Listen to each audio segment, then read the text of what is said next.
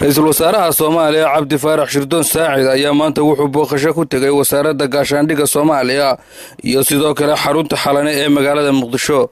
Saacid ayaa socdaalkiisa markii hore wuxuu ku hormaray xarunta wasaaradda gaashaandhigga Soomaaliya isagoona kadib u gudbay xarunta xalane ee magaalada Muqdisho halkaas oo ay ku jiraan qaar ka mid ah dadkii ku dhaawacmay weerarkii shalay ka dhacay saldhig ku yaalay magaalada Beledweyne ee xarunta gobolka Hiiraan. Mr. Saacid oo booqashada ay ku soo maray meelaha kala duwan kadib ka hadlay waxa hadaladiisa kamid ahaa. waxaan soo booqanay isbitaalkan Amisom oo ay ku jiraan dhaawacyadii shalayta laga keenay qaraxii Beledweyne oo isugu jira askarteeni ciidanka booliska Soomaaliyeed iyo dad caadi ah iyo askarta hiil walaal ee walaalaheena oo Djibouti waanu soo booqanay ilaa iyo hadda 13 baasaal 9 waa la filayaa waa dhaawacyo kala duwan aad baan ula qaybsanay xanuunkoodii waana ka xunnahay ilaahay waxaan uga baryaynaa caafimaad degdega sanadka 2014 oo nagu soo socda waxaanu rajaynaynaa haddii alla idmo inuu noo noqdo sanad sidii sanadkan oo kale aan u dhibaato badnayn oo hawshani ka yaraato guulo tiro badanna aynu ku gaaro. si kastaba ha ahaatee booqashadan ra'iisul wasaare Saacid ayaa waxay ku soo beegmaysaa xilli ay xamaasad khilaafaad ka dhex taagan yahay isaga iyo madaxweyne Xasan Sheekh Maxamuud. geesta kalena madaxweynaha dowladda federaalka Soomaaliya mudane Xasan Sheekh Maxamuud ayaa maanta kormeer ku tagay goobo dhowr ah oo ilaha dhaqaalaha dowladdu ka soo baxo kuwaasi oo ay ka mid yihiin banka dhexe ee Soomaaliya dekada Muqdisho iyo goobo kale oo dhaqaalaha ugu badan ka soo baxay Soomaaliya. socdaalka madaxweynaha ayaa waxa ku wehelinayay xubno ka tirsan golaha wasiirada gaar ahaan kuwa sida weyn uga soo horjeeda ra'iisul wasaare Saacid.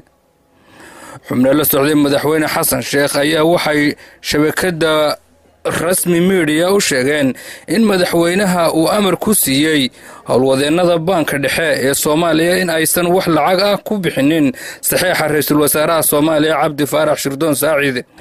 ma cadda in howlwadeennada banka dhexe ee Soomaaliya ay aqbaleen dalabka uga yimid madaxweynaha Xasan Sheekh Maxamuud oo sharci ahaan ah mid aan ku qotomin dastuurka u dhigan dalka Soomaaliya. sida sharciga ah banka dhexe ee Soomaaliya waxa uu hoos yimaadaa wasaaradda maaliyadda Soomaaliya.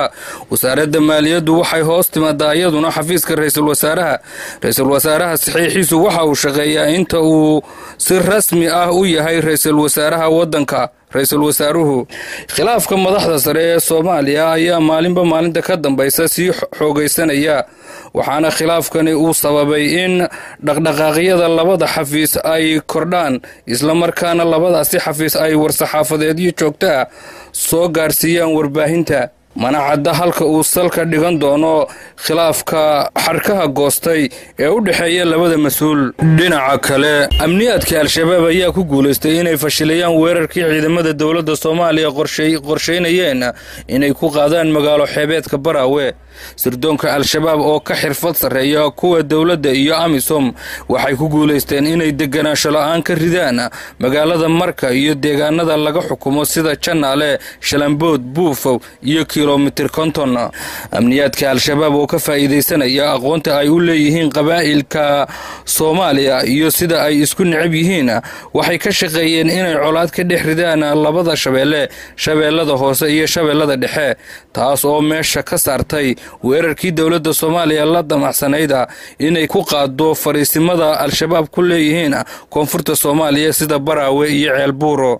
amniyaadka al-shabaab oo adeegsanaya maleeshiya beeleedyo ay daaha gadaashiisa ka maamulayaan waxay deegaanka lambar konton ku diyaariyeen ciidamo beeleedyo u dhashay beesha Biyamaal kuwaas oo lagu amray inay dadka u dhashay qabiilada kale dhibaato soo gaarsiiyaan dhigtaana isbaarooyin lacag ah. inkastoo madaxda dowladda Soomaaliya badankooda laga maamulo Qatar oo aysan daacad ka ahayn dagaalka lagula jiro xarakada al-shabaab haddana saraakiisha ciidamada ayaa ku ku jahawareeray la dagaalanka al-shabaab iyo wax ka qabasho la'aanta. amiirka al-shabaab Axmed Cabdi Godone ayaa fariintiisii ugu dambeysay ee maqalka wuxuu ku sheegay inay jihaadkooda u marayaan wado kasta oo ay ku gaari karaan ujeedkooda ugana guulaysan karaan cadawgooda sida uu hadalka u dhigay. deegaanada al-shabaab ka taliyaan kama jiraan colaad beeleedyo, hase yeeshee amniyaadka al-shabaab waxay guluf ugu jiraan sidii ay tababar iyo hub u siin lahaayeen maleeshiya beeleedyo taabacsan oo ay heshiis kala saxeexdeen. Burhaan Cabdilaahi, Radio Rasmi, Muqdisho.